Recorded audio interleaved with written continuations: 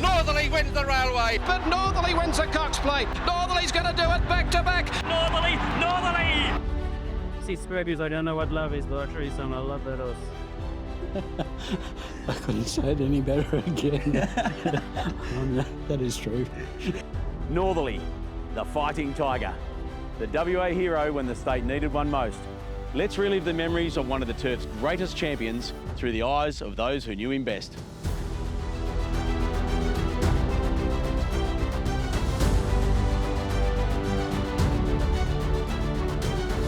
The Northerly story was almost finished before it began. When I got there, the mare was presenting. Finally got him out myself because I was the only one there, and there was no breath. So he really wasn't born dead per se. He hadn't taken a breath, and the pulse was gone. So doing the normal massage pumping scenario that you see on television from time to time. No real plan, base knowledge, and start pumping his heart and massaging and away went his pulse. And despite that, he was up in 10 minutes, which is like ludicrous. I mean, it's insane how you can get up in 10 minutes coming from that. Would Northerly have been easy to ignore in terms of his confirmation? Oh, 100%. He was eliminated from the sales, so I just sold him privately. Fred Kersley took me aside one day and showed me all these horses and all their faults in their legs, and made a comment, you should go to the main race every day and look at all the horses walking around, and if you find a perfect set of legs, you'll be lucky. And that's so true. And I took that bit of advice on board. First up, when Stevie Miller rode him, I think in a Class 6, and he got off and said, geez, I think he's all right. We used to go for annual holiday every year. It was a 3.5-day trip to Rotto, because that's all we had time for. Fred rang us to say the horse was in, and I thought, oh, okay, and it was 1,400. I said to Fred, gee, that's a big ask. He said, the class will be all right. He says, just distance worries me. He was very green and very raw, and he had that sort of high head carriage. In his track work before he raced, he was quite a lazy horse, but certainly race day he brought his A game. Northerly got a beautiful run through near the inside. At the 200, though, Real Storms in front from Mr. Callaghan, and look at Northerly. Northerly, the lightly race youngster, burst through, left them standing, and Northerly is going to race away and romp home in the Aquanita. I was just gobsmacked, like on the track, being there, and think, holy hell, this is more than you can ask for.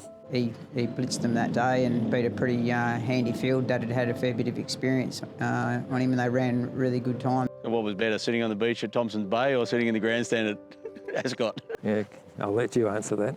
He went pretty good, and I thought, well, he's a pretty decent horse. And then when he won the railway, I thought, he's a bit better than that. But 200 to go, Northerly the leader, Old Comrade down the outside. Northerly shows the way from Old Comrade, Sister Patricia, Corporate Bruce and home run. But Northerly, Danny Miller pumping away, and Northerly wins the railway.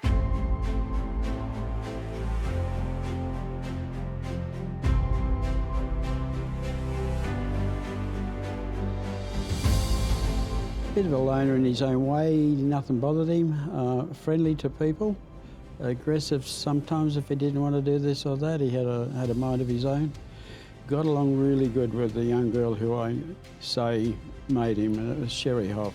She said to me 2-3 years ago, she said, boss, this is a very, very good horse. I said, yes, Sherry, I heard that before today, but she was right. The first time we met Sunline was outstanding. We were way off her at the corner, which is less than 200 metres from the finish post, 3 lengths, and we're chasing a horse like Sunline in a heyday, and we get up over the top of her. That was insane. Sunline 2 in front, Northerly going out after it. Sunline is rolling, Northerly coming after Sunline, Northerly getting up to Sunline, and Northerly on the line.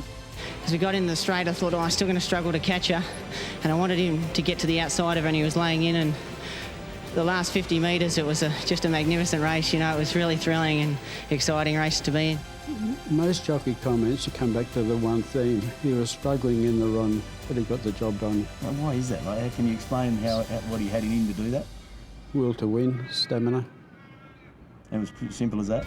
Pretty much. I think he just loved the dogfight, and he was sort of half playing games most of the time. I just used to wonder which day is he going to put up the white flag? How often can you just be in trouble, let's say round to 600 from home, and deliver all the time? It's just crazy that a horse could have that attitude and then still deliver and then suck it in and come again the next race. Northerly after Sunline down the outside from Viscount. Sunline the leader, Northerly on the outside and Viscount coming at her. Sunline in front, Northerly the outside going to Sunline. They got very tight, but Northerly wins the Cox Plate.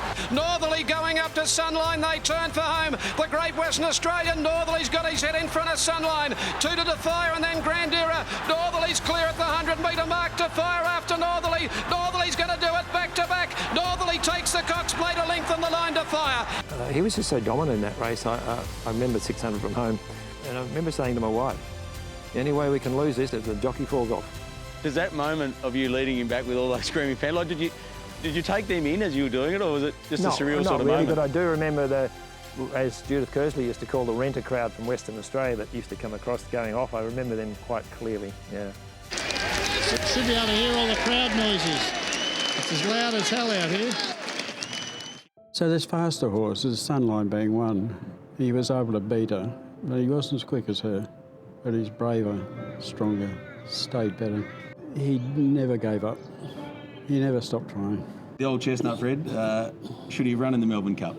Well, he would have if he didn't get weighted out of it. I think the top winning weight he carried was 58. When he got 60 in the Melbourne Cup, I think it was over the top and a bit too hard. I thought he should have had a crack at 3,200 metres.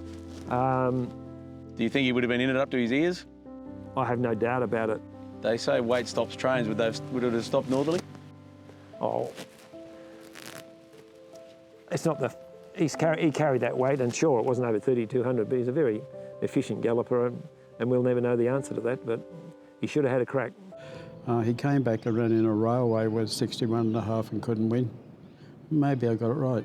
We often got stories about, you know, the TAB in Nollamara having people out the door when he was running in, you know, like they couldn't fill the, you know, there was too many people to go in the TAB when he raced. And the boys were in the barriers at the Kalgoorlie races. When the race started and they could hear the call over in the back straight and Northerly won, and the jocks on the other side of the track could hear it. So that brought a great feeling to the racetrack, and I think that feeling went right around Western Australia. These colours of Northerly's are the state colours, aren't they? Yeah, it's a proud connection there. Brad and myself, you know, all West Australians, and great support from a few West Australians over here. We've had a pretty lean year with the footy over there, mate, so it's Northerly's could become a bit of a cult hero over there this year. I think Northerly made an impact for sport in Western Australia when it really mattered. He did put WA back on the map. But it's the Fighting Tiger, the West Australian wonder, Northerly by 4 lengths. What did you think of the Fighting Tiger moniker that he was bestowed with after a while? Oh, I just went along with it. I thought it was good. Yeah, I mean, sometimes you don't necessarily think too much about what happens, but I thought it was good.